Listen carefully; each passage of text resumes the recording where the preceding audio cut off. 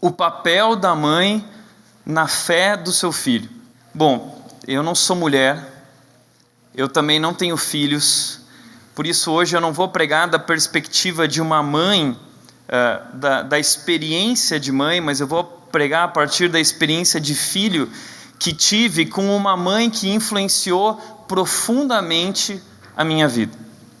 Eu fui profundamente influenciado pela fé da minha mãe. A minha mãe marcou a minha vida e continua marcando até hoje.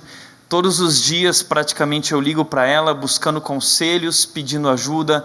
Ela sempre tem uma direção de Deus, um versículo, um texto bíblico. É demais isso. Então para mim é muito legal pregar sobre esse tema, porque eu tenho uma mãe tão importante na minha vida, que eu admiro e que influenciou a minha vida. Mas não somente isso, eu estou cercado de mulheres na minha vida que são importantes. A minha avó foi uma mulher de grande fé também, que influenciou a minha vida. E a minha esposa hoje, a Nath, é uma mulher incrível, incrível. E hoje ela é sem dúvida o segredo do meu ministério. Ela é o segredo do meu ministério. Existe um Tiago antes da Nath, um Tiago depois da Nath. Deus tem sido incrível através da vida das mulheres na minha vida. Então, eu sou muito grato a Deus pelas mulheres. Eu acredito que vocês têm um chamado especial de Deus, uma função especial que Deus deu a vocês, um dom especial, um poder que Deus deu a vocês e que os homens não têm. Vocês são capazes de transformar o mundo. Vocês são capazes de transformar o coração dos homens, conquistar o coração deles, o coração dos filhos e guiá-los na direção dos planos e propósitos de Deus. Isso é incrível. Por isso hoje eu quero falar sobre o papel da mãe na fé do seu filho. E eu quero começar falando sobre as mulheres e sobre as mães, mas falando então sobre dois homens. Eu gostaria de falar sobre esses dois bonitões aqui. Um deles se chama Agostinho de Hipona e o outro se chama John Wesley. Quem são esses homens? E por que começar uma mensagem sobre as mães falando sobre Agostinho e sobre John Wesley? Agostinho foi um filósofo, teólogo, que influenciou o pensamento cristão. Um homem muito importante na história da igreja, que talvez você nunca tenha ouvido falar, mas tudo que nós cremos e pensamos muito vem do pensamento e da influência de Agostinho de Hipona como um teólogo. Um homem que mudou o mundo e mudou o pensamento cristão. E até hoje é muito lembrado e estudado. Suas obras mais importantes são Confissões, Cidade de Deus, enfim. John Wesley também viveu no século XVIII, foi um evangelista e um pregador muito famoso, pregou para milhares de pessoas, e ele foi usado por Deus para um avivamento na Inglaterra, e através da Inglaterra no mundo inteiro. Então John Wesley foi esse pregador que levou pessoas a Jesus, influenciou o mundo inteiro, e ele criou o movimento metodista. Então quando você passa e vê uma igreja metodista, foi esse homem que iniciou esse movimento através desse avivamento. São homens que influenciaram a nossa fé, são homens que estão mais presentes em nossas vidas do que somos capazes de entender e imaginar. Mas por que eu estou falando sobre eles? Porque ambos esses homens foram tremendamente influenciados na sua caminhada ministerial, em sua fé para Jesus, pelas suas mães. É isso que eles têm em comum. Dois grandes homens que influenciaram o mundo, mas só chegaram nesse ponto, só fizeram o que fizeram, porque tiveram mães por trás, orando e investindo nas suas vidas. Quem são essas mães? A primeira mãe é Santa Mônica, conhecida como Santa Mônica. Ela é a mãe de Agostinho de Hipona, e ela orou e trabalhou pela fé do filho por 30 anos. 30 anos Agostinho foi um devasso. Agostinho foi aquele filho da pá virada. Às vezes eu vou visitar algumas famílias da igreja e é engraçado, esses dias eu fui ver, nasceu uma menina, a menina dormia o dia inteiro, os pais faziam o que queriam, iam dormir, iam curtir, iam para o restaurante, a filha lá dormindo o tempo todo. Depois eu fui visitar uma outra família, o filho não parava, ele era da pá virada, os pais não conseguem dormir, a família virou um caos por causa do filho. Então muitos filhos às vezes nascem assim, da pá virada, e Agostinho foi um filho desses. Ele nasceu da pá virada, ele foi um devasso, ele se entregou à prostituição e à bebedeira e uma porção de coisas erradas, e sua mãe, uma mulher cristã séria, sofreu muito com isso, porque ela não queria esse destino para o filho, ela não queria essa vida para o filho. Então o que ela fez? Ela orou e ela trabalhou arduamente pela fé do filho. Ela chegou muitas vezes, quando Agostinho chegava em casa depois de suas festas e bebedeiras, ela chegou a bater a porta na cara de Agostinho dizendo: não, dessa maneira, desse jeito você não entra aqui. Ela foi firme, cheia de amor, querendo ganhar o coração do filho, mas ela foi firme até o dia que Agostinho de Hipona dobrou os joelhos, se quebrantou diante de Deus, reconheceu Jesus Cristo na sua vida e se tornou um dos homens mais usados por Deus, um dos maiores teólogos da igreja na história cristã. E o próprio Agostinho, ele disse o seguinte: ela, a minha mãe, foi o meu alicerce espiritual, que me conduziu em direção da fé verdadeira. Ela foi o meu alicerce espiritual. Mães, vocês são alicerce espiritual na sua vida como família, na vida dos filhos, na vida do marido também. Vocês têm esse poder especial de guiar os filhos em direção da fé verdadeira. Por isso Santa Mônica dizia o seguinte sobre isso: além de educar os filhos para viverem em sociedade, é preciso também educá-los para Deus, desenvolvendo neles a vida espiritual. As mães e os pais devem se preocupar com a salvação e a santificação de seus filhos. Nós vivemos hoje num mundo que valoriza as coisas erradas, que prioriza as coisas erradas, e muitas vezes nós colocamos como prioridade, valor na vida dos nossos filhos, o inglês, a faculdade. Nós colocamos o currículo dele, a escola onde ele vai estudar, como prioridade, e isso é tão importante, mas existe algo além disso e muito mais importante do que isso, do que preparar meu filho para o mundo e para a sociedade. É preparar o meu filho para Deus, para amar a Deus. Eu preciso desenvolver nele a vida espiritual. As mães e os pais não devem se preocupar apenas com a roupinha que ele vai usar, com como ele vai para a escola, não deve se preocupar apenas com o intercâmbio dele, mas nós devemos nos preocupar com a salvação deles, a santificação, a transformação de Deus na vida deles, no coração deles. Essa foi a preocupação de Santa Mônica. Uma outra mulher, a mãe de John Wesley, chamada Susanna Wesley, e você pode ler biografias sobre ela, foram duas mulheres incríveis. Ela foi a mãe de John Wesley, e ela foi uma mulher incrível, porque ela teve 19 filhos. 19 filhos, imagina isso. Eu imagino que talvez você já está sofrendo com 1, com 2, com 3, ela teve 19. Mas sabe o que é pior? Ela perdeu 10 dos seus 19 filhos. Essa mulher lutou, sofreu, foi uma história de miséria incomum a que passou Susanna Wesley, e ela tinha um marido banana, omisso. Ele não conseguia ir para frente na vida, ele não tinha um emprego, ele não conseguia trazer os recursos direito para dentro de casa, e ela então se posicionando como mulher, tomando a frente, tendo que cuidar do marido e tendo que cuidar dos filhos, passando por privações, passando pelo fracasso. Ela permaneceu firme, e ela investiu na vida dos filhos, e sobre ela foi dito o seguinte, veja o que disseram: o bem-estar espiritual dos filhos interessava muito a Susanna. Não era só o bem-estar emocional, mas principalmente o bem-estar espiritual. Ela separava 1 hora por semana para estar particularmente com cada um dos filhos, a fim de conversar sobre assuntos espirituais. Ela lhes deu uma apreciação das coisas do Espírito e levou avante esse ensinamento até seus anos de maturidade. Mesmo já idosa, seu filho John Wesley ainda vinha até sua devota mãe pedindo conselhos. Uau, que mulher! que mulheres, que mães que influenciaram profundamente seus filhos, e os seus filhos foram usados para transformar o mundo em que nós vivemos. Que tarefa importante você tem como mãe na vida dos seus filhos. Por isso, muito bem disse Abraham Lincoln, quando ele disse: as mãos que embalam o berço governam o mundo. As mãos que embalam o berço governam o mundo. Eu não sei se você já entendeu o que significa ser mãe.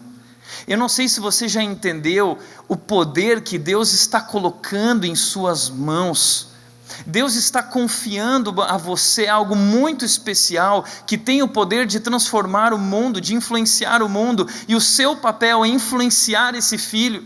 O seu papel é levá-lo a Jesus. As mulheres têm em seus lares o poder de transformar o mundo.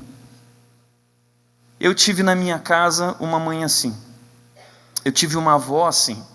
Mulheres posicionadíssimas com Deus, que influenciaram profundamente a minha vida, a vida da minha irmã que está aqui, a vida do meu irmão e de toda a nossa família, inclusive do meu pai.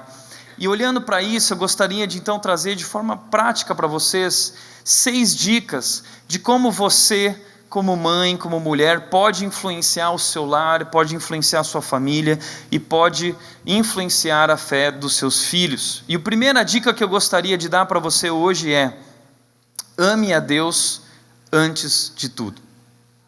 Você quer influenciar seu filho, você quer deixar marcas na vida dele, você quer levá-lo a amar a Deus e ser um homem de verdade, uma mulher de verdade, servindo a Deus e ao propósito de Deus, então ame a Deus antes de tudo. O texto bíblico de Deuteronômio, capítulo 6, versículos 5 a 6 diz: ame o Senhor, o seu Deus, de todo o seu coração, de todo o seu coração, de toda a sua alma e de todas as suas forças. Que todas essas palavras que hoje lhe ordeno estejam em seu coração. Muitas mães, às vezes, elas querem levar a fé aos filhos, elas querem influenciar os filhos, elas querem que os filhos aprendam sobre quem Deus é, mas elas acabam esquecendo que a melhor maneira de ensinar os filhos é vivendo tudo isso primeiro. Por isso o texto bíblico diz, e os versículos seguintes vão falar, que aí então você vai ensinar seus filhos, porque primeiro você precisa viver isso, primeiro você precisa amar a Deus. Se você quer que seu filho ame a Deus de todo o coração e toda a alma e toda a sua força, então você precisa antes amar a Deus, viver com esse Deus, conhecer esse Deus, caminhar com esse Deus. Antes disso estar no coração do seu filho, isso precisa estar em seu coração. Mas é tão fácil, no meio de tantas demandas que as mulheres têm, deixar Deus de lado. E muitas vezes nós acabamos essa tarefa de influenciar o filho, algo complicado, porque nós queremos que ele aprenda, mas nós não estamos vivendo isso. Nós queremos que ela ame a Deus, mas eu não tenho amado a Deus na minha vida, então muitas vezes eu terceirizo isso para a igreja, em parceria com a igreja, mas você precisa amar a Deus antes de tudo. Por isso eu quero te dar 3 dicas dentro disso. A primeira é: priorize o seu relacionamento com Deus. Priorize o seu relacionamento com Deus. Lucas capítulo 10, versículo 41 a 42, nos conta a história de 2 mulheres, mas especialmente de uma. E Jesus Cristo diz o seguinte a essa mulher: Marta, Marta, você está preocupada e inquieta com muitas coisas, todavia apenas uma é necessária. Maria escolheu a boa parte e esta não lhe será tirada. Marta é aquela mulher que você conhece. Ela está trabalhando enquanto Jesus Cristo vem e Ele está ensinando. Maria está sentada aos pés dele, ouvindo, curtindo aquele momento. E Marta, ela está preocupada, ela está trabalhando, ela está resolvendo as coisas, ela está criando a estrutura necessária para que aquele encontro aconteça. Por isso, eu não gosto quando falam mal de Marta, porque nós precisamos das Martas. Eu na minha igreja eu procuro as Martas. As Martas são incríveis, elas são mulheres que fazem acontecer. Nós só estamos hoje aqui curtindo esse momento porque as Martas estiveram ocupadas trabalhando. Mas as Martas têm um ponto fraco. Todo esse trabalho muitas vezes acaba consumindo elas. elas acabam sendo consumidas por tantas tarefas e elas acabam se tornando alienadas. É isso que o texto diz. Quando você for ver o sentido dessa palavra preocupado, a ideia de alguém que está alienado, que está separado, é alguém que esfriou, que não está percebendo o que está acontecendo naquele momento. Sabe quando você tenta viver essa coisa espiritual, você tenta se aproximar de Deus, você está na igreja, mas você está fria, você está cansada, você está alienada, parece que a coisa não está funcionando. Assim Marta estava. A outra palavra ele diz inquieta. A ideia dessa palavra é: você está sendo drenada. Essas tarefas, todo esse trabalho tem drenado você, tem esgotado as suas forças. Então não restam mais forças para estar com Deus, não resta mais forças para amar a Deus. E o texto diz: ame a Deus com toda a sua força, coloque o foco nisso, ame a Deus de toda a sua alma, ame a Deus de todo o seu coração. Mas ela se esgotou em todas essas tarefas e atividades. Por outro lado, o texto diz: Maria escolheu a boa parte, e essa não lhe será tirada. Porque a boa parte? Porque na vida cristã existem muitas partes, na vida existem muitas partes, e todas as partes são bacanas, mas a melhor parte é estar com Deus. Melhor que ter filhos é estar com Deus, é ter Deus conosco. Melhor que casar é ter Deus comigo. Melhor que viver, que trabalhar, melhor que experimentar a vida e viajar, melhor que qualquer coisa é eu estar com Deus, é eu me relacionar com Deus. E Maria escolheu isso, colocou isso como prioridade na sua vida. E você precisa entender isso.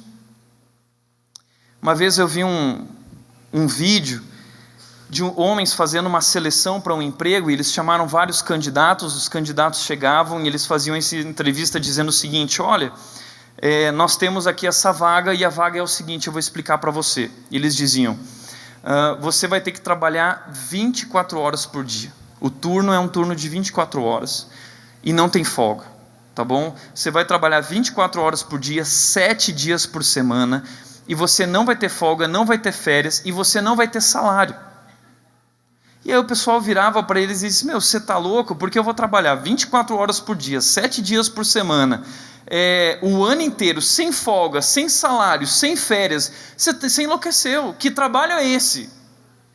E aí eles viravam para os candidatos e diziam: esse é o trabalho da sua mãe, por isso valorize a sua mãe. Por isso eu entendo que você, como mulher, você tem muitas demandas, muitas tarefas, e é muito fácil no meio de todas essas tarefas e demandas deixar Deus de lado. Mas você precisa entender, como na vida de Marta, que isso é tão prejudicial para a sua vida e para a vida dos seus filhos. Não entre no ativismo, você precisa estar conectado com Deus antes de qualquer coisa. Por isso Susana Wesley, sobre ela, disseram o seguinte: quando perguntamos a nós mesmas como 24 horas podiam conter todas as atividades normais que ela, uma frágil mulher de 30 anos com 19 filhos, era capaz de completar, como ela conseguia? A resposta pode ser achada nessas 2 horas de retiro diário, no quanto ela obtinha de Deus, na quietude de seu quarto, paz, paciência e uma coragem incansável. Sabe qual é o segredo? O segredo é priorizar o seu relacionamento com Deus. Porque se você não estiver bem com Deus, as coisas não vão bem com o seu marido, as coisas não vão bem com os filhos. Eu preciso estar bem com Deus, porque experimentando nesse relacionamento com Deus, o amor de Deus, a graça de Deus, então eu vou ser capaz de, transbordando em Deus, compartilhar isso com meus filhos, compartilhar isso com o meu marido. Esse é o segredo. Segunda coisa que eu gostaria de dizer, além de priorizar o seu relacionamento com Deus, amar a Deus antes de tudo também significa investir mais no seu caráter que na sua aparência. Invista mais no caráter que na aparência. 1 de Pedro, capítulo 3, versículos 3 a 4 diz: a beleza de vocês não deve estar nos enfeites exteriores, como cabelos trançados e joias de ouro ou roupas finas. Ao contrário, esteja no ser interior que não perece, beleza demonstrada num espírito dócil e tranquilo, o que é de grande valor para Deus. As mulheres estão se tornando cada vez mais vaidosas. As mulheres não querem envelhecer. E não há problema nenhum em você se cuidar e você ser linda. Deus criou as mulheres maravilhosas e as mulheres precisam se cuidar. O interessante é que Provérbios 31 apresenta a mulher exemplar, e para muitas mulheres Provérbios 31 é terrível, porque aquela mulher é realmente incrível. Ela é uma mulher que ela cuida de casa, ela cuida do marido, ela cuida dos filhos, ela tem um comércio fora de casa, muito lucrativo. Essa mulher também tem os braços rígidos, diz o texto, ou seja, ela malhava, ela era uma mulher trincada, ela era uma mulher enxuta. Essa mulher é realmente incrível. Mas lembre-se, a beleza exterior não pode se tornar mais importante que o caráter. O caráter vem primeiro. Isso vem primeiro. Às vezes você encontra mulheres por aí que você não sabe quem é a mãe e quem é a filha. Porque as mães estão querendo se tornar como as filhas. Elas têm medo de envelhecer. E veja, não é feio envelhecer. Feio é envelhecer e não se tornar sábia. Feio é envelhecer e não amadurecer. Os seus filhos não precisam de uma mãe maravilhosa, aquela mãe. Não, os filhos precisam de uma mãe séria com Deus, que ama a Deus, que tem caráter. Isso fala muito mais do que qualquer outra coisa. Muitas mulheres gastam fortunas que não têm para não envelhecerem. Não tem problema você investir e querer continuar bonita, tudo isso também é bacana, isso é ótimo, mas investir mais nisso que em seu caráter é um erro que pode custar muito caro. O que é mais importante para você? O que é seu foco? O que você valoriza? Quais são as suas prioridades? O ser interior é muito mais importante, é isso que Deus valoriza. Deus está dizendo, eu valorizo o interior de vocês, a beleza que se demonstra nesse espírito dócil, tranquilo, uma mulher de caráter, uma mulher que espera em Deus, que se rendeu a Deus. Invista mais no caráter do que na aparência. Em terceiro lugar, amar a Deus antes de tudo significa também encontrar o seu valor em Deus. Provérbios 31:30 diz: a beleza é enganosa e a formosura é passageira, mas a mulher que teme o Senhor será elogiada, será reconhecida, será louvada. Homens e filhos, maridos e filhos vão reconhecer essa mulher que teme a Deus. A beleza passa, a beleza muitas vezes é enganosa, mas essa mulher que de caráter, essa mulher que ama a Deus antes de tudo, ela vai ser elogiada mais cedo ou mais tarde. As mulheres sofrem interiormente desde tempos muito antigos. Desde aquele momento em que Adão acusou sua mulher de ser culpada, dizendo, o problema é ela.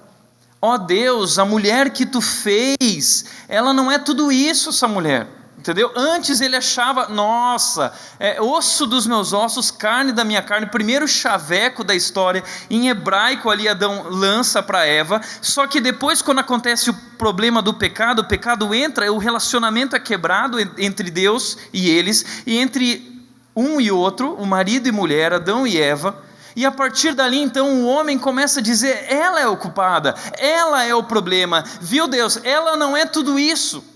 E durante séculos isso vai se repetir, as mulheres vão ser culpadas, as mulheres vão ser maltratadas, as mulheres vão ser abusadas, elas vão ser rejeitadas, elas vão ser esquecidas. Mas, quando Jesus veio ao mundo, mesmo tendo uma agenda tão concorrida, ele fez questão de dedicar tempo às mulheres. Ele queria mostrar o valor delas e trazê-las de volta para o seu lugar. Por isso, quando Jesus Cristo, o próprio Deus, veio ao mundo, ele gastou tempo com as mulheres. Ele esteve com Maria Madalena, ele esteve com a mulher com uma doença crônica e curou essa mulher, ele esteve com a adúltera envergonhada e ele amou essa mulher e restaurou a vida dessa mulher, ele esteve com a mulher samaritana no poço, em um lugar que ele não deveria estar, com uma mulher que ele não deveria estar, conversou com quem não deveria conversar. Ele esteve com Maria de Betânia, ele esteve com Marta de Betânia, ele esteve com a mulher pecadora que derramou perfume, esteve com a mulher encurvada e com demônio e curou, ele esteve com a persistente mãe Cirofenícia, ele falou da mulher que doou tudo o que tinha. Ou seja, São mulheres vivendo problemas diferentes, circunstâncias diferentes, histórias diferentes de vida. Mas Jesus deu atenção a elas, Jesus foi solícito a elas, Jesus amou elas e restaurou elas. Por isso eu quero dizer, eu não sei qual é o seu problema, eu não sei. Mas aqui nós temos todos os tipos de mulheres representadas: divorciadas, doentes, rejeitadas, pecadoras, adúlteras, inseguras. Jesus amou todas, Jesus curou todas. Sabe o que isso quer dizer? Que Jesus ama você, e Ele tem poder para restaurar a tua vida. Não importa o que aconteça, não importa qual é a sua história, não importa o que você tem vivido até aqui e viveu, Jesus Cristo ama você. Ele te vê, Ele se importa com a tua vida, e Ele quer restaurar a tua vida. Por isso, um escritor americano disse o seguinte: o tratamento de Jesus a ela sempre foi solícito e protetor, como se Ele estivesse assumindo a responsabilidade sobre elas depois de uma longa história de depreciação, e compensando isso com uma dose transbordante de amor divino. Uma dose transbordante de amor divino sobre as mulheres. Jesus viu as mulheres que passavam despercebidas, que eram invisíveis, que se tornavam invisíveis e insignificantes, silenciosas sofredoras, cujo destino era permanecer às margens da vida. Jesus as viu, identificou suas necessidades e, num movimento gloriosamente brusco, colocou-as de volta no centro do palco, no drama da redenção, com um holofote da eternidade focado sobre elas, enquanto as imortalizava na história sagrada. Jesus Cristo traz de volta as mulheres para o lugar delas. Jesus Cristo é a resposta, não é o feminismo. Jesus Cristo lutou pelos seus direitos, Ele trouxe você de volta para o seu lugar na história, Ele bradou na cruz o seu valor como mulher. Portanto, muitas vezes eu vejo mulheres sofrendo de problemas de autoestima por causa desse problema do passado recorrente desde Adão. Mulheres sendo rejeitadas, mulheres sendo maltratadas, mulheres muitas vezes sofrendo de autoestima e tentando lidar com essa autoestima e se perguntando: será que eu tenho que me amar mais? O que eu preciso fazer? E o que eu quero dizer para você é que o que você precisa é resolver essa questão através da autoestima. É do valor, do amor que vem do alto, que eu restauro o meu ser, é ali que eu encontro o meu valor, é ali que está quem eu realmente sou, não no que o mundo diz que eu sou, não no que os homens dizem que eu sou, mas naquilo que Deus diz que eu sou. Foi Deus quem formou a sua vida, foi Deus quem fez as mulheres. E veja bem, quando Deus olha para a criação, Ele olha e diz: tudo ficou ok, só tem uma coisa que não está legal, faltava algo. O que faltava? Faltava o grande finale da criação, que foi a mulher. E a mulher que entra na história a partir dali, e Adão fica louco. Você tem um valor especial, Deus te ama, e você precisa aprender a se satisfazer nesse amor de Deus, no valor que Deus dá a você. Jesus Cristo ama você, deu a vida por você e quer restaurar você. A minha mãe, muito antes de eu ter nascido, e antes de ela se casar, ela amou a Deus antes de tudo. O meu pai, ele era um banana. A minha mãe nasceu em uma família muito pobre, muito pobre. Meu avô faleceu cedo, eu não conheci ele por parte de mãe, porque ele bebia, e ele faleceu com cirrose, se eu não me engano, algum tipo de coisa assim. E ela sofreu muito em casa, muitas vezes sem comida, uma vida difícil, várias irmãs.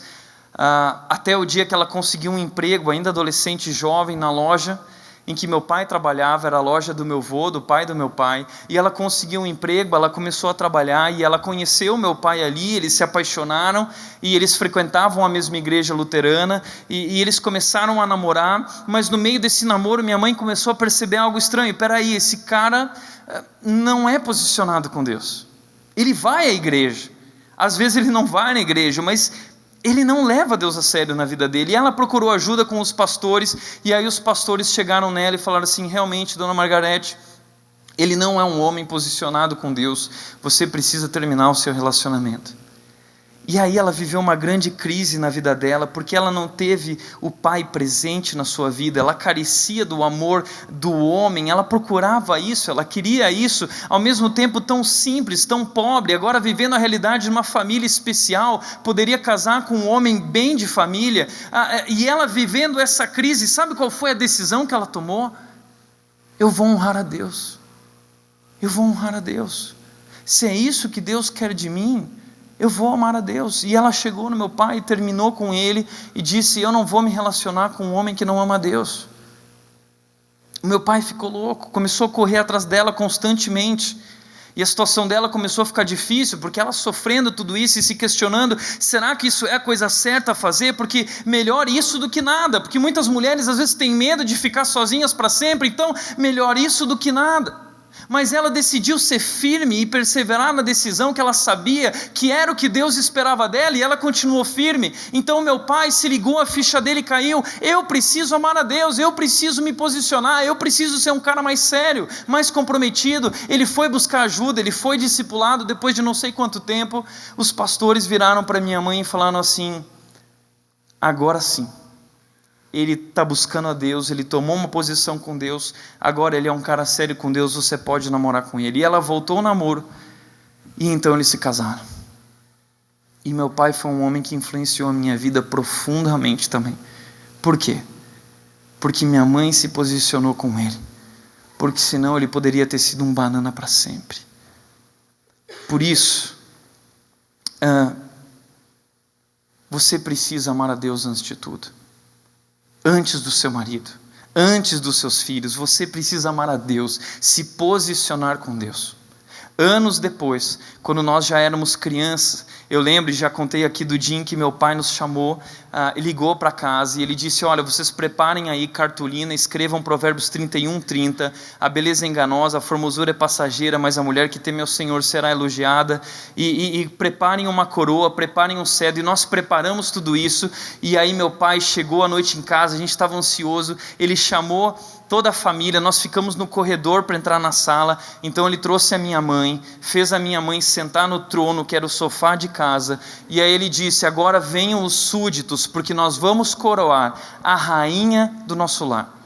E aí veio a Dâmaris com o cedrinho, veio o Jonatas com a coroa, e veio o Tiago com o cartazinho, né? Entrando na sala com Provérbios 31:30, e aí nós tiramos essa foto um pouquinho antiga, mas está ali o Tiaguinho, está ali o Jonatas, mas ali veio o reconhecimento. O texto diz: a mulher que teme ao Senhor será reconhecida, a mulher que teme ao Senhor será elogiada. E hoje nós reconhecemos, ela é a nossa ídola, ela é a nossa rainha no lar, ela transformou as nossas vidas, ela se posicionou com Deus, ela amou a Deus antes de tudo.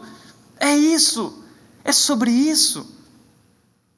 Segundo lugar, depois de você amar a Deus antes de tudo, só então quando isso estiver em seu coração, quando isso se tornar vivo em você, você compartilha a sua fé com os seus filhos. O texto de Deuteronômio 6 agora continua dizendo: quando isso estiver em seu coração, então ensine-as com persistência a seus filhos. Converse sobre elas quando estiver sentado em casa, quando estiver andando pelo caminho, quando se deitar e quando se levantar. Amarre-as como um sinal nos braços e prenda-as na testa. Ou seja, compartilhe a sua fé com os seus filhos, fale para eles sobre quem esse Deus é, esse Deus que você ama, esse Deus que está em seu coração, os princípios e as leis desse Deus que está em seu coração. Então você faz isso com persistência, inculcando no coração deles, repetindo isso constantemente, conversando com eles quando estiver sentado.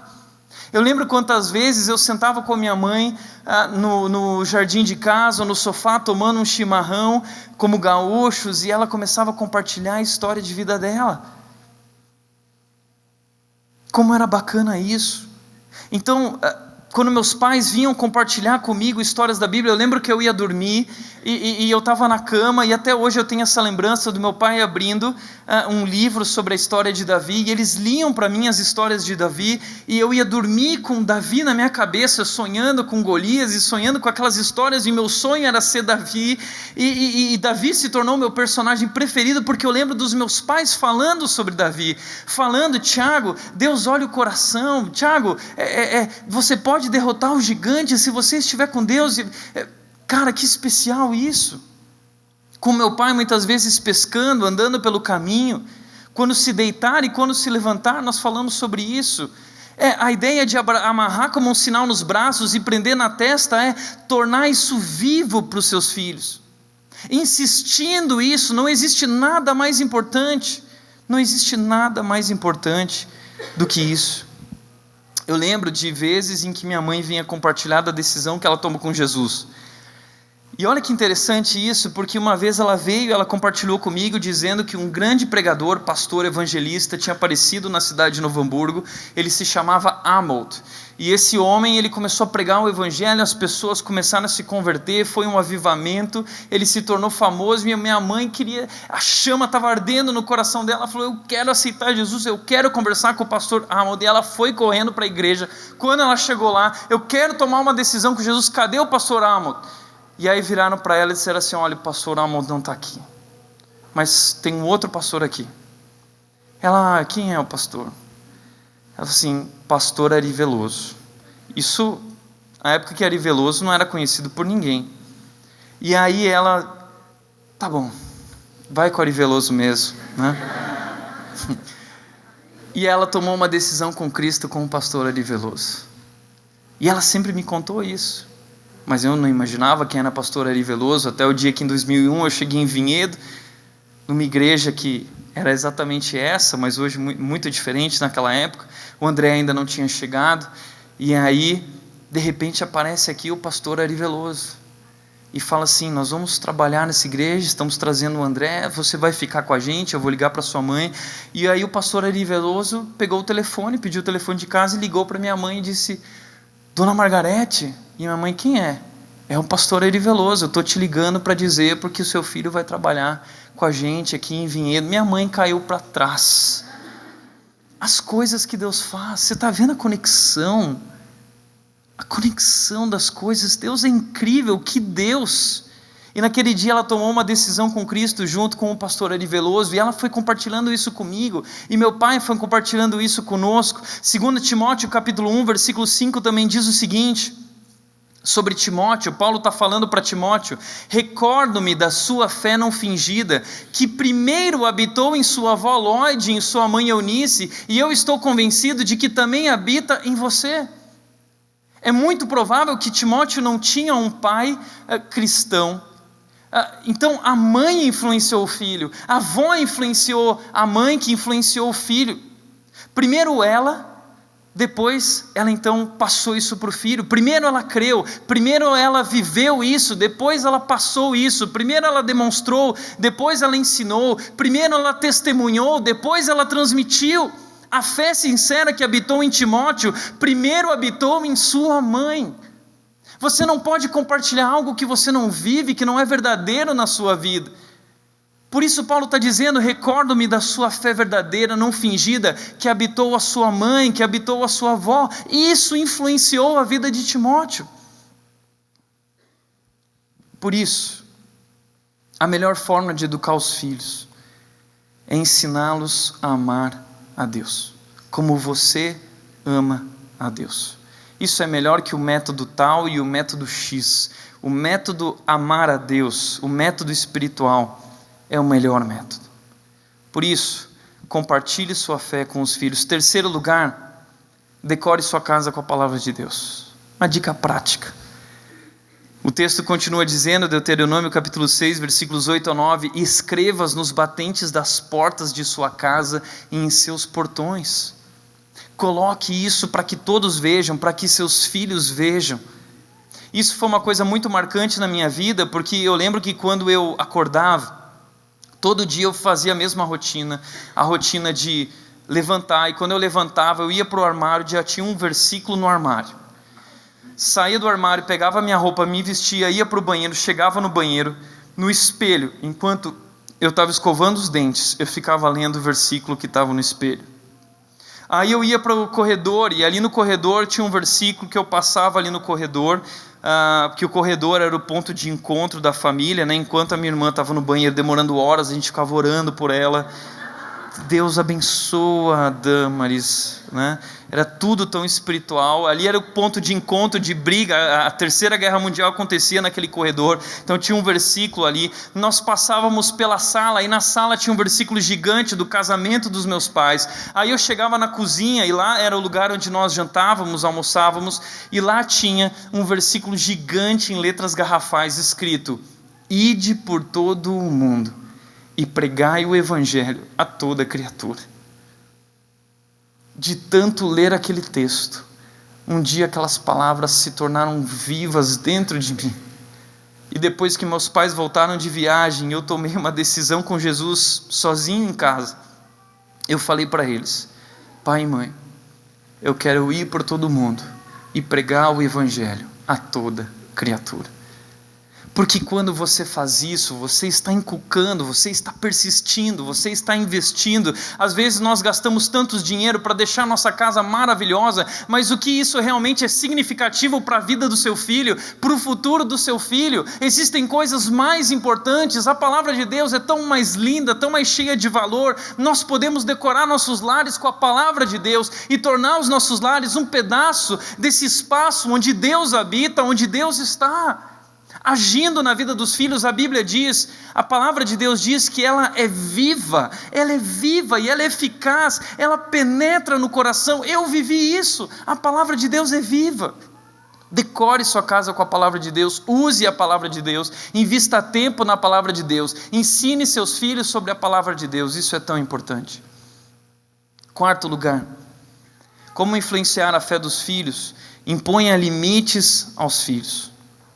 Imponha limites aos filhos. Provérbios 29:15 diz: a vara da correção da sabedoria, mas a criança entregue a si mesmo envergonha a sua mãe. A criança entregue a si mesma, a criança que pode fazer o que quer, ela acaba envergonhando a sua mãe. Bom, eu vivi num lar em que haviam limites. Eu aprendi desde cedo quais eram os limites. Eu lembro que eu queria assistir Jaspion, e aí eu não podia assistir Jaspion. Eu queria assistir o Jiraiya, e eu não podia assistir Jiraiya. Eu queria assistir Power Rangers, eu não podia assistir Power Rangers, porque existiam coisas que eu podia e coisas que eu não podia. E aí quando eu fui me tornando adolescente, eu queria assistir Malhação, eu não podia assistir Malhação, porque não era o momento ainda de eu começar a me envolver com aqueles assuntos, e na sabedoria da minha mãe e do meu pai, eles entendiam que havia um momento certo, eles não queriam apressar as coisas no meu coração, e aí de repente na sessão da tarde começava a passar aquele filme, A Lagoa Azul. E o meu sonho de adolescência era assistir o filme Lagoa Azul, né? Ficava com o controle remoto lá, a mãe chegava, pum, botava no canal da Universal. Minha mãe pensava: nossa, meu filho é incrível. Mas ela não deixava eu assistir Lagoa Azul. E eu lembro que um fato engraçado é que quando eu fui para a lua de mel com a Nath, nós ganhamos a lua de mel para um lugar muito especial, Punta Cana, e a gente estava lá na beira da praia.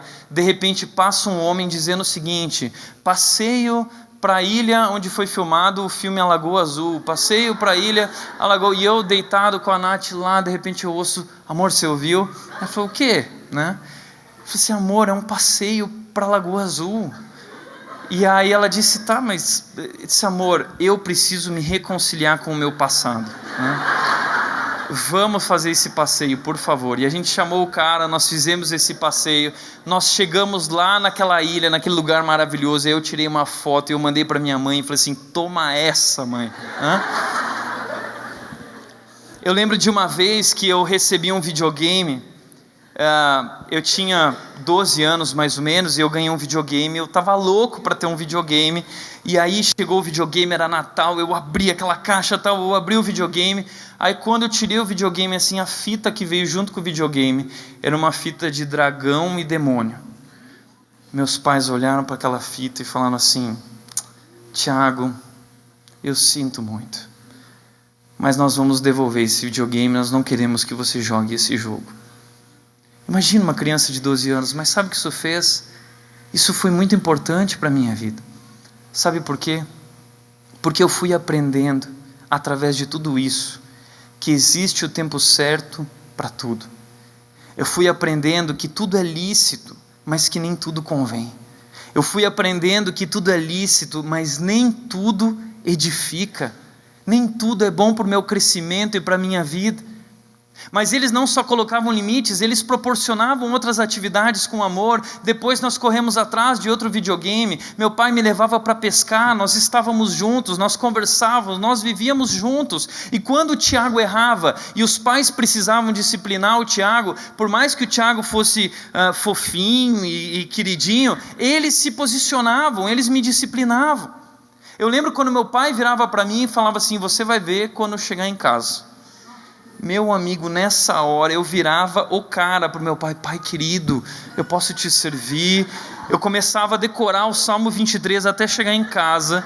Chegava na frente do meu pai e falava assim: o Senhor é meu pastor e nada me faltará. Pai, por favor. Ficava clamando diante dele. Eu lembro que eu fazia aquele show dizendo: pai, me perdoa, pai. E eu fico imaginando meu pai olhando para isso, para o filho, e falando assim: isso deve cortar o coração dele.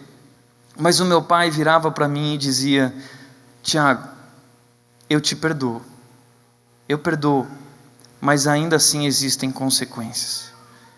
E aí na minha cabeça caiu aquela ficha: opa, tem um negócio chamado consequências na vida, e eu preciso me ligar com esse negócio. Esse negócio chamado consequências dói. Então eu preciso me ligar nisso. Pablo Neruda diz: você é livre para fazer escolhas, mas se torna escravo das consequências. Eu fui aprendendo isso logo cedo, que decisões erradas geram consequências. Decisões erradas podem gerar consequências trágicas. Só que mãe muitas vezes querem ganhar o coração dos filhos e para isso abrem mão das regras. Elas muitas vezes sentem dificuldade em dizer não, querem ganhar o coração dos filhos, querem conquistar os filhos, querem dar tudo aos filhos, querem fazer de tudo para conquistá-los, porque desejam esse amor, porque precisam desse amor, achando que isso é a melhor coisa na vida do filho.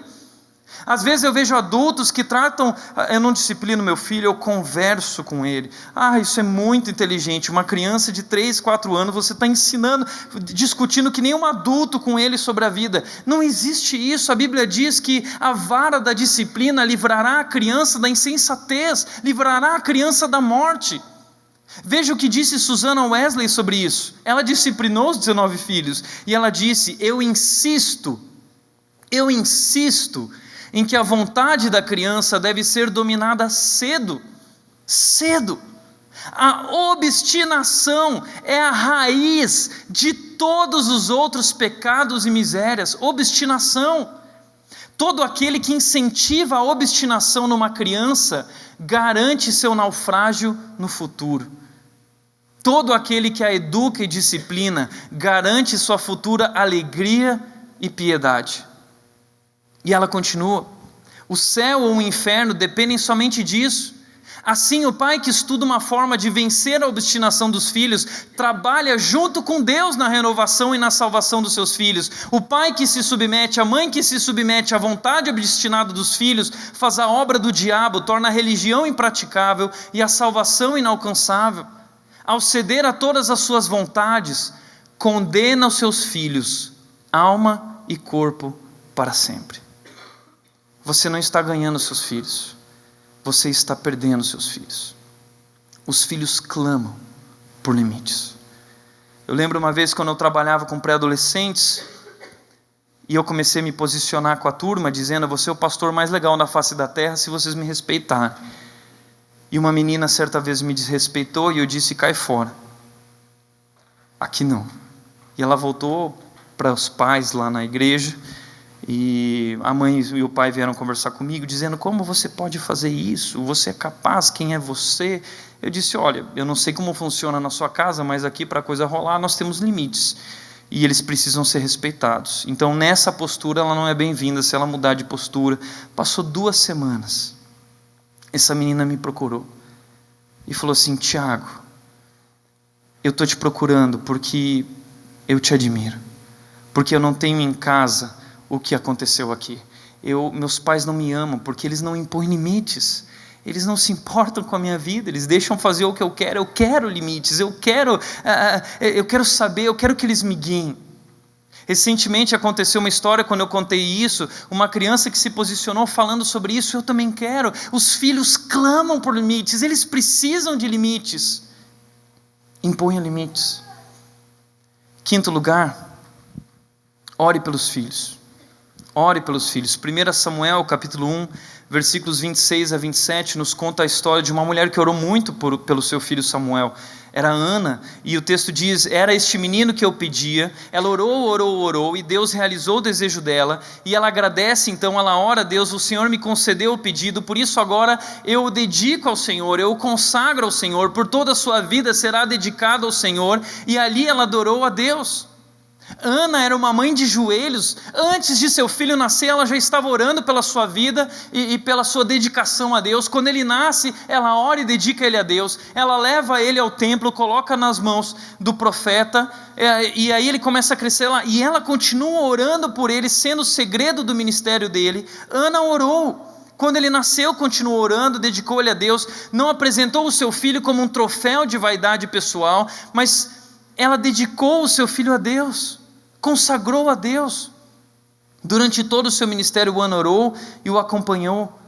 Samuel não foi apenas um grande filho, mas se tornou um grande homem, o maior da sua geração. Ele foi o maior profeta, o maior sacerdote, o maior juiz da sua geração. Precisamos de mães que orem por seus filhos, que dediquem seus filhos a Deus, que consagrem os seus filhos para Deus. Precisamos de mães que abram mãos de seus filhos para realizar os grandes projetos de Deus. Ana entendeu o Salmo 127, que diz: os filhos são flechas nas mãos do guerreiro. Eles são carregados e depois lançados para longe, eles são lançados para o alvo. Por isso, mães, de forma prática, ore pela vida dos filhos, dedique seu filho a Deus, consagre seus filhos a Deus, coloque eles diante de Deus o tempo todo. Minha mãe orou muito por mim. Muito. Eu vivi uma fase difícil na minha vida quando eu comecei a surfar com 13 anos, e eu saía do mar e a galera ia toda para as dunas fumar maconha, e eu ficava lá no meio da galera, e eu comecei a ouvir Bob Marley, e minha mãe começou a ficar super preocupada. Imagina o filho ouvindo Bob Marley com 13 anos de idade, indo surfar com os amigos, demorando para voltar para casa, e eu comecei a viver uma fase difícil, porque meus olhos começaram a se abrir para o mundo, e essa idade, dos 10 aos 15 anos, os olhos ali começam a se abrir para essa realidade do mundo, e o jovem que cresceu na igreja, muitas vezes quer experimentar tudo isso. E eu vivendo essa fase, colocando meu pé para fora, a minha mãe dobrou os joelhos e ela começou a orar, e eu percebia ela, eu via ela com a frestinha da porta, orando, e eu sabia que ela estava orando por mim. Minha mãe ficou de joelhos. Mães de joelhos, filhos de pé. Mães de joelhos, filhos de pé. É uma frase famosa, o Desperta Débora usa também essa frase. Minha mãe dobrou os joelhos, e ela não só dobrou pela minha decisão por Cristo, ela não só orou pelo meu futuro, mas ela orou por todos os detalhes da minha vida, ela orou também por uma esposa. Veja que incrível isso. A minha mãe, quando eu era criança, ela começou a perceber que o Tiago tinha alguma coisa diferente, porque era assim: meu pai dava um dinheirinho para o meu irmão, e meu irmão guardava aquele dinheiro. De tal forma meu irmão guardou a vida inteira que com 18 anos ele pegou todo o dinheiro de mesada e os rendimentos e ele comprou um carro. Meu irmão era um cara incrível financeiramente até hoje. O Tiago recebia a grana, e o André conheceu esse lado do Tiago, eu acho, aqui, quem viveu comigo. Eu pegava esse dinheiro, meu amigo, e eu curtia o dinheiro, e no meu primeiro dia com a mesada eu já gastava tudo. E minha mãe começou a olhar para aquilo e falou assim: isso vai ser um problema no futuro, eu vou orar. E ela colocou no caderno de oração dela: o Tiago tem muita dificuldade de lidar com finanças, Deus, então eu preciso que o Senhor dê para o Tiago uma mulher incrível, Deus, que saiba lidar com finanças, porque essa mulher, e ela orou tanto por isso, mas ela orou tanto por isso, que Deus me deu a Nath. Eu não preciso nem te contar como a Nath é, mas parece que ela está sempre na frente do extrato, onde você está, né? Acompanhando, mas é a salvação da minha vida. Foi perfeito, em um encaixe perfeito, parece que Deus havia preparado tudo aquilo. Então um dia minha mãe ligou para mim e falou assim: Tiago, eu quero ler para você as orações que eu fiz com relação à sua futura esposa. E quando ela começou a ler, eu comecei a chorar, porque só faltava o nome da Nath nas orações, era perfeito. Ela orou dizendo: o Tiago não tem família em São Paulo, ele precisa de uma família no seu relacionamento, que seja uma família parecida com a nossa. A mãe da Nath estudou no Palavra da Vida, trabalhou no Palavra da Vida, onde eu estudei, onde meu pai estudou, tudo perfeito, uma família igualzinha, tudo se dá, é tudo tão incrível, parece que foi Deus que, e não parece, foi Ele quem preparou, porque minha mãe esteve de joelhos, mães de joelhos, filhos de pé, orem por seus filhos, por suas dificuldades, por suas fraquezas, orem por sua futura esposa, dediquem os seus filhos a Deus. Orem pelos filhos, isso é tão importante. Mas não foi só minha mãe que orou. Em 2005 eu me formei no seminário, no Palavra da Vida, e eu lembro que nesse dia minha avó, depois que terminou a formatura, nós viemos para Vinhedo, minha avó reuniu a família, já falecida ela, nessa época ela estava com câncer, e ela reuniu, ela mal conseguia andar, ela estava numa cadeira de rodas, e ela reuniu a família, ela disse o seguinte: eu preciso contar uma história para vocês. E aí minha avó começou a contar o seguinte: quando eu tive meu terceiro filho, meu tio, o Boris, o meu tio nasceu com um problema sério. Minha avó orou dizendo: Deus, que o Senhor cure a vida dele, e eu vou dedicá-lo ao Senhor, eu vou dedicar um dos meus filhos, que o Senhor leve um dos meus filhos para trabalhar na tua obra, de tempo integral. E minha avó orou muito por isso. Meu tio ficou bem de saúde, até hoje ele está bem, mas nenhum dos filhos da minha mãe de fato se tornou pastor. Meu pai chegou muito perto, fundando igreja, estudando, se tornando um líder e presbítero dentro da igreja, mas nenhum tinha se tornado pastor de fato. E aí um dia veio o Tiago, e quando o Tiago se formou no seminário, e ela disse: eu não queria contar para ninguém, mas quando um dia o Tiago veio me falar: avó, eu estou indo para o seminário, no meu coração, ela disse, a minha vida faz todo sentido. E eu comecei a orar, e você foi para o seminário, Tiago, e quando você se formou, na sua formatura, cantou a música que no culto que eu consagrei, dediquei um dos meus filhos, tocou. E ali naquele dia eu entendi que o ciclo da minha vida havia acabado. Ela virou para a família e ela disse: agora eu posso ir. Nós voltamos para o sul naquela época, e quando eu estava voltando para São Paulo, ela me deu um abraço muito forte, e ela disse o seguinte: me dá mais um abraço bem forte, porque esse é o último. Depois de um mês minha avó faleceu, e eu lembro do pastor no casamento dela falando sobre aquela história, e que ela havia servido a Deus. E eu lembro da minha avó, quando eu ia dormir na casa dela, me chamava a atenção, porque eu queria ir falar com ela, e ela passava a manhã dentro da sala, trancada, com uma porta que dividia a sala, e eu ficava lá: vó, o que você está fazendo? E eu olhava na frestinha, a minha avó estava de joelhos, muitas vezes sentada no sofá com a Bíblia aberta, lendo a Bíblia e orando pelos filhos, orando pelos netos, orando pela família. Sabe qual foi o segredo dessa família? Mães de joelhos, filhos de pé. Ore por seus filhos. Sexto e último lugar, espere pelos resultados em Deus. Espere pelos resultados em Deus. 1 Coríntios, está errado a referência aqui, diz o seguinte: portanto, meus amados irmãos, mantenham-se firmes e que nada os abale. Sejam sempre dedicados à obra do Senhor, pois vocês sabem que no Senhor o trabalho de vocês não será inútil. Mãe, eu imagino que não deve ser fácil ser mãe. Eu imagino que não deve ser fácil ter que lidar com um marido omisso, um marido banana, não posicionado com Cristo. Eu imagino que não deve ser fácil você muitas vezes ter que segurar a onda dentro de casa e fora de casa. Eu imagino que não deve ser fácil quando você vê os seus filhos indo embora. Eu imagino que não deve ser fácil quando você se dedicou tanto a seus filhos e eles não louvam esse Deus, eles não amam esse Deus, eles não querem vir à igreja. Eu imagino que deve ser difícil isso, mas o que o texto diz mantenham-se firmes. Mantenham-se firmes, como Mônica, que esperou a vida de Agostinho, orando e lutando pela vida dele durante 30 anos. Como também a mãe de John Wesley, que no meio de todos aqueles conflitos e toda aquela luta que ela vivia, ela continuou firme em Deus, não foi abalada, sempre dedicadas à obra do Senhor. Porque vocês saiba disso, que no Senhor o trabalho de vocês não será inútil. Nós vivemos num mundo imediatista, um mundo que procura resultados a curto prazo, que gosta de ver as coisas acontecendo, mas investir na vida dos filhos não é algo imediato, não é algo rápido, isso demora anos, demanda tempo, demanda esforço.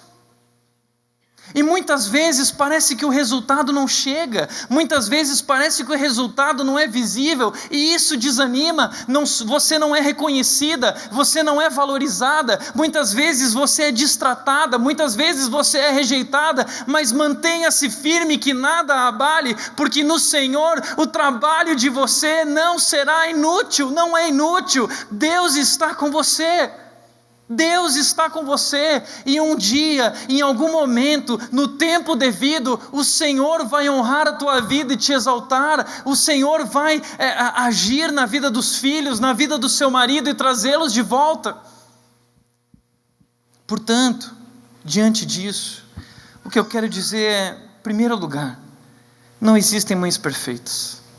Não existem mães perfeitas. Nós não estamos falando aqui sobre supermães, não existem supermães, não existem superpais, não existem superfamílias, não existem famílias perfeitas. A família de Jesus, eu tenho uma pregação que eu conto a história da família de Jesus. A família de Jesus era só tranqueira. Em Mateus 1, quando você vê a genealogia, era só tranqueira. Mas em um momento, Jesus Cristo nasce para redimir a história dessa família. Jesus Cristo nasceu, o Filho de Deus nasceu, e no momento certo Ele vai restaurar na vida da sua família. Não somos perfeitos, você não é perfeito, todos nós erramos. Eu costumo dizer na minha igreja que a Red é a pior igreja do Brasil. Eu apresento a Red assim: bem-vinda à pior igreja do Brasil, e prazer, eu sou o pior pastor do Brasil. Mas onde abundou o pecado, onde abundaram as falhas, os erros, a graça de Deus transbordou. Por isso o amor de Deus foi derramado sobre nós. O amor de Deus está sobre nós, transbordando sobre nós. Portanto, não é sobre a sua performance, não é sobre quão boa você é capaz de ser. Não existem pessoas que são boas e pessoas que são ruins. Diante de Deus todos pecaram, todos são ruins, não existe um justo sequer, mas para Deus existe gente ruim arrependida, e existe gente ruim não arrependida. Seja uma mãe arrependida, seja uma mãe quebrantada diante de Deus. Eu lembro de momentos que meus pais erraram. Eu lembro do meu pai errando e se irando, eu lembro da minha mãe errando, mas eu também lembro dele se quebrantando e pedindo perdão, e isso falou tanto ao meu coração.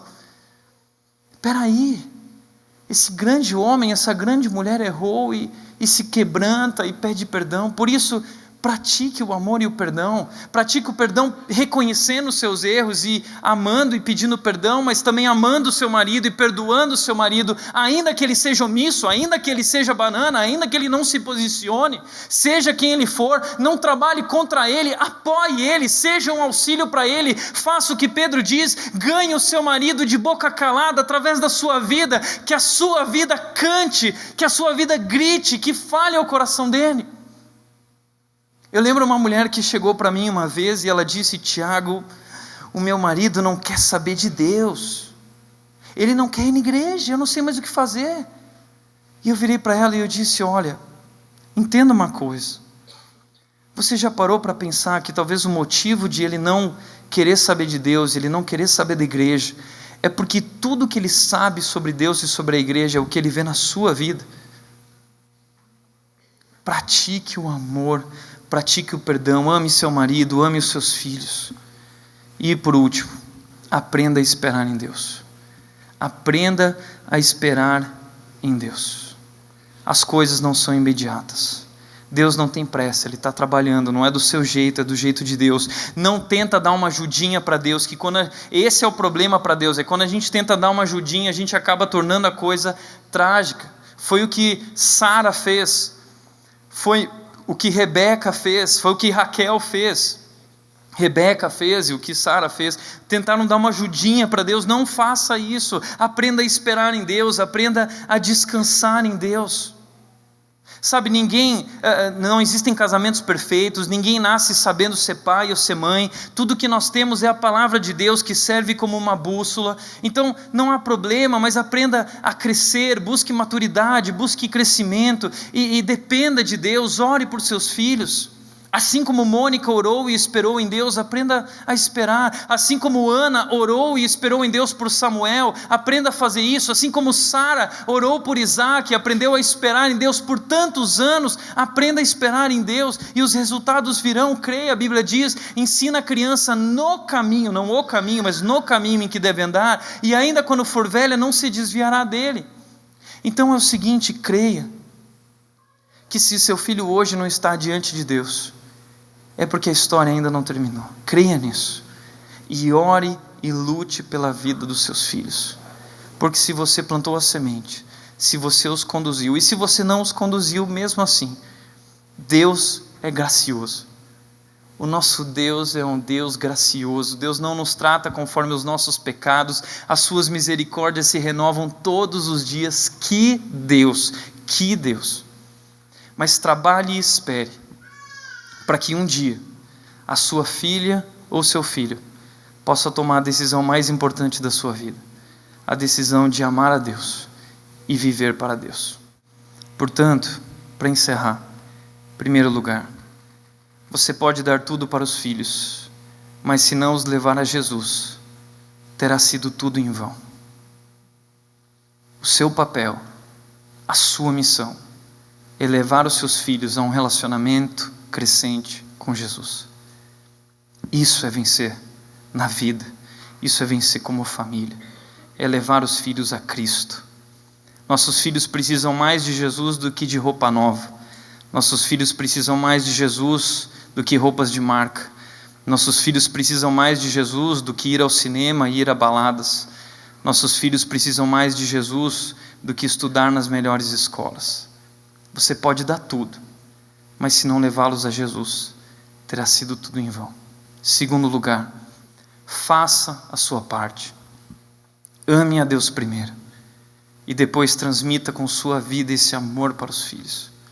Ame a Deus, faça a sua parte, busque Ele, priorize o seu relacionamento com Ele, invista na sua valor interior, encontre o seu valor em Deus, satisfaça-se em Deus, ame e realize-se em Deus primeiro. Depois, transbordando desse amor e dessa graça, transmita, compartilhe com os filhos e com seu marido.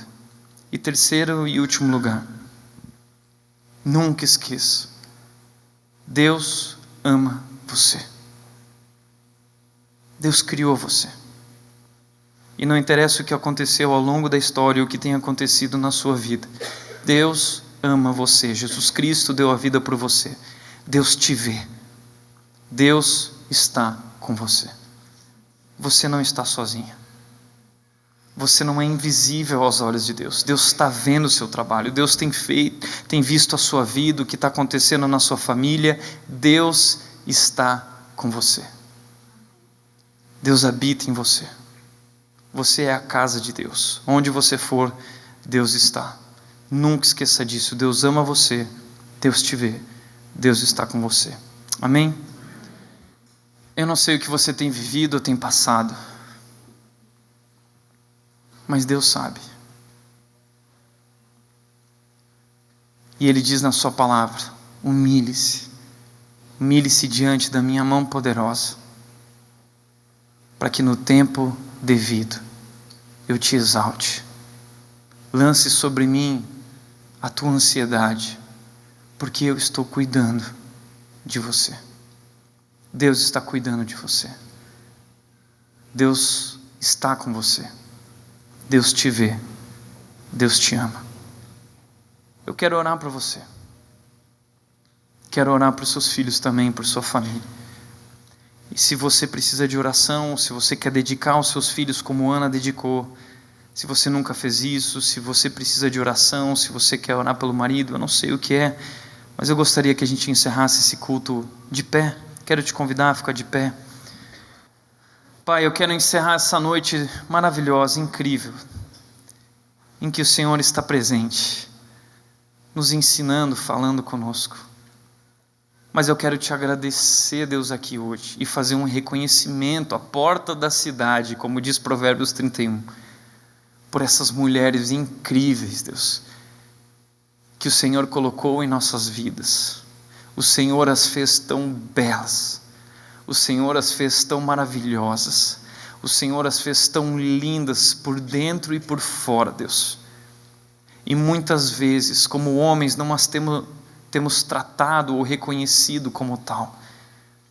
Mas vemos que Jesus nos ensina como amar nossas esposas, quando Paulo disse que nós precisamos amá-las como Cristo amou a sua esposa, a sua igreja, a sua noiva. Assim, Pai, nós queremos amá-las, assim como filhos, nós queremos dar honra a nossas mães, nós queremos valorizar nossas mães. Deus, que o Senhor restaure a vida dessas mães, seja o que elas estiverem vivendo, como o Senhor fez com a mulher do poço, como o Senhor fez com a mulher adúltera, como o Senhor fez com a mulher divorciada, doente, como o Senhor fez com essas mulheres, que o Senhor possa restaurar a vida dessas mulheres, curando interiormente, levando elas a Te amar e ter um relacionamento íntimo e crescente contigo. E que através desse relacionamento, Deus, o Senhor possa impactar a vida de suas famílias, a vida de seus maridos, a vida de seus filhos. Que o Senhor as use como Mônica foi usada na vida de Agostinho, como Susana foi usada na vida de John Wesley. Que nós também, que essas mulheres também, assim como minha mãe e minha avó influenciaram grandemente a minha vida, como minha esposa tem sido o segredo do meu ministério, que o Senhor dê força, que o Senhor dê sabedoria, que o Senhor derrame tua sabedoria, o teu amor e a tua graça sobre elas, e que faça transbordar, e que elas sejam um alicerce espiritual em seus lares e na vida de seus filhos, conduzindo-os à verdadeira fé em Ti, em Jesus. Pai, nós oramos isso em nome de Jesus. Amém. Amém. Que Deus te abençoe. Que Deus te abençoe.